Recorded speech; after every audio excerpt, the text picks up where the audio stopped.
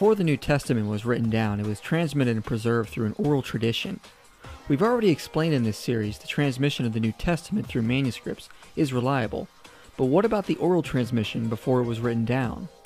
The moment skeptics hear this, they immediately assume it is unreliable and go right to the analogy of the telephone game.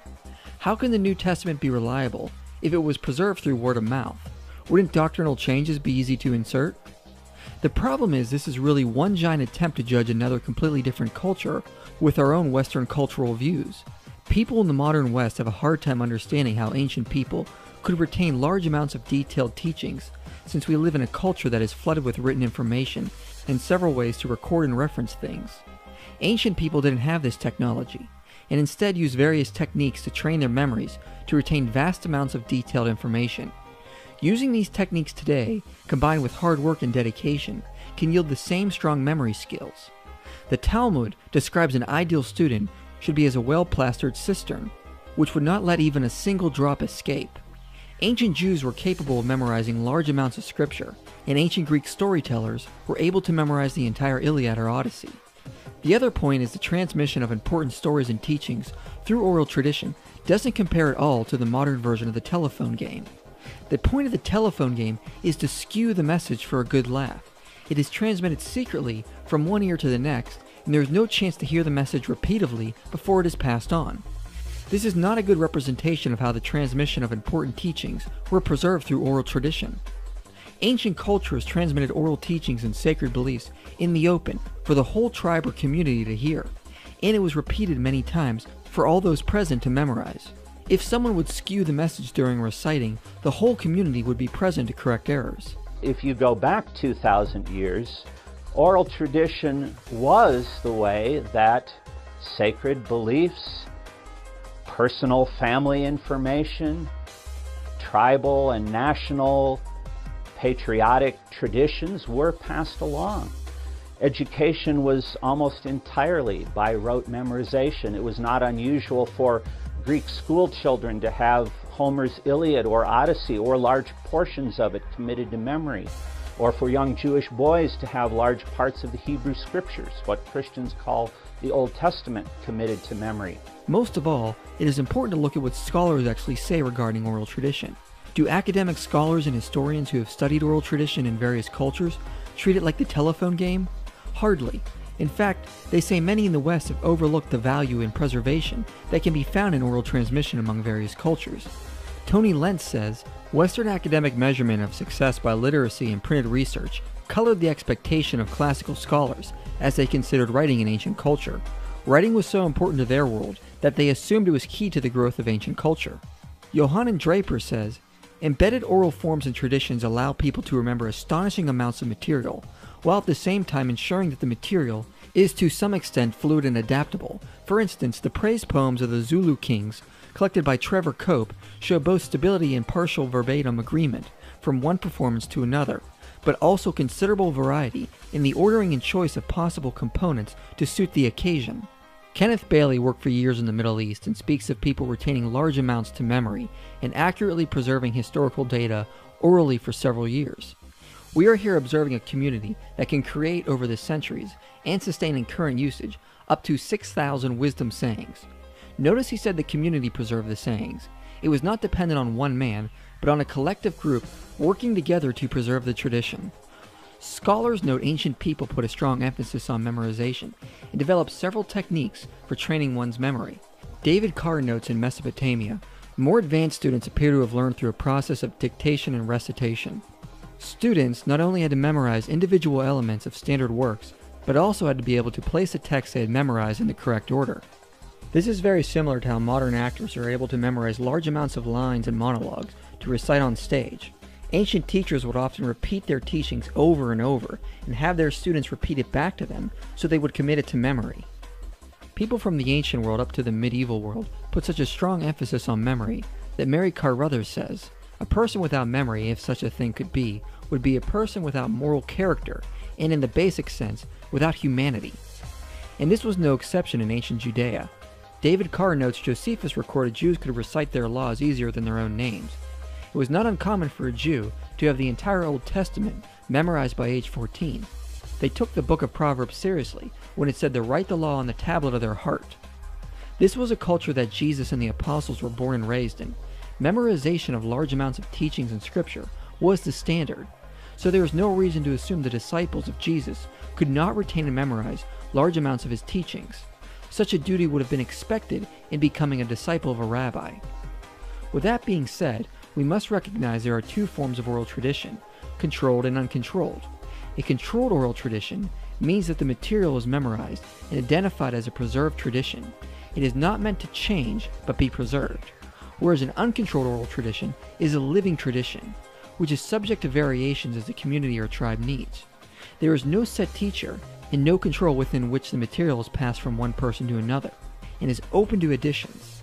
So the question becomes, what was the New Testament, a controlled or uncontrolled tradition? The obvious solution is to look at the surviving texts of the earliest Christians and see how they viewed the words of Jesus, and see if we can find structures for memory enhancement. If memory enhancing structures exist in the text, we have a clear indication the text was meant to be memorized and preserved, not changed throughout time. There is in fact plenty of evidence in the New Testament which indicates a controlled tradition. First, we already indicated the culture they were raised in put a strong emphasis on memorization and preserving tradition. But also, Jesus taught in much the same way Jewish rabbis of his day taught, a pupil-teacher relationship with his disciples. He spent time instructing them and expected them to obey and imitate him. Samuel Breiskog notes, Jesus expected his disciples to use him as a model. More importantly, the disciples and early Christians considered Jesus God's divine agent. His words would have been considered sacred. As Harold Reisenfeld said, the words and deeds of Jesus are a holy word, comparable with that of the Old Testament, and the handing down of this precious material is entrusted to special persons. On top of that, we find several techniques in the New Testament for enhancing memorization. First, Jesus taught lessons through stories and visuals. He is constantly explaining his message in parables, which are easier to memorize. Most common people today can explain some of the most popular parables, like the Good Samaritan or the Prodigal Sons. Teaching this way allows one to memorize easier. He also gave visuals in shorter lessons. Examples like Mark 10:25, where it is easier for a camel to go through the eye of a needle than it is for a rich man to enter heaven. Or like Matthew 7, where Jesus speaks in hyperbole of getting the log out of your eye before getting the speck out of someone else's. These visuals are frequent throughout the Gospels. Third, Jesus used elements of wordplay. In Matthew 23, Jesus gives a retort to the Pharisees, straining out a gnat and swallowing a camel. The Aramaic words were likely chosen because of the play on similarities and rhythmic delivery.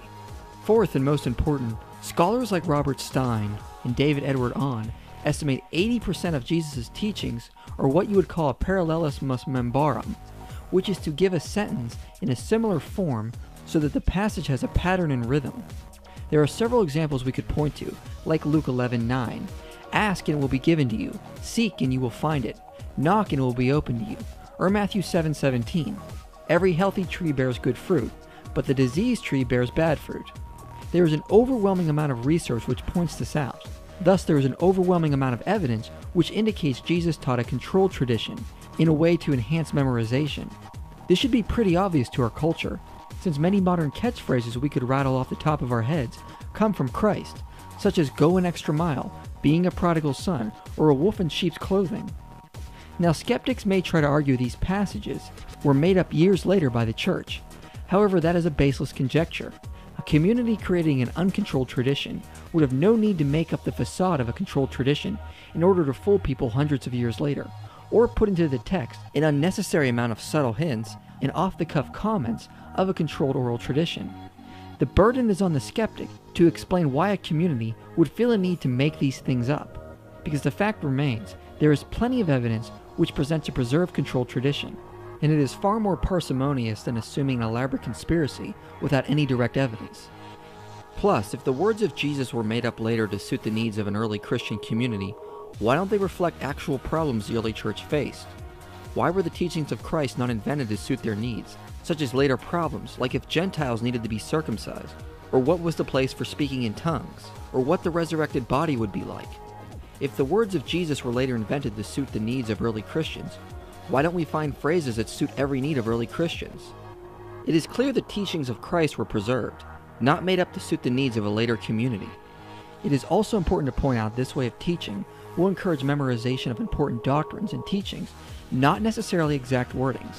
But as we've seen in part 2 of this series, exact wording is not what is important, but the preservation of the teachings and historical accounts. Variations in delivery can change as long as the same message is given. So when skeptics try to claim it is a huge deal we do not have the exact words Jesus spoke, they miss the point. The New Testament was meant to preserve the teachings of Christ. It is the message of the gospel that saves, not specific words. There is really no difference in message if one reports, "And he entered the temple and began to drive out those who sold," or, "And Jesus entered the temple and drove out all who sold and bought in the temple." As Jocelyn Small says, for oral cultures, it is not the words, but the story or the gist that counts. As long as what was really important was stated, how it was stated was not the issue. As N.T. Wright says, if we come to the ministry of Jesus as first-century historians and forget our 20th century assumptions about mass media, the overwhelming probability is that most of what Jesus said, he said not twice, but 200 times, with of course a myriad of local variations.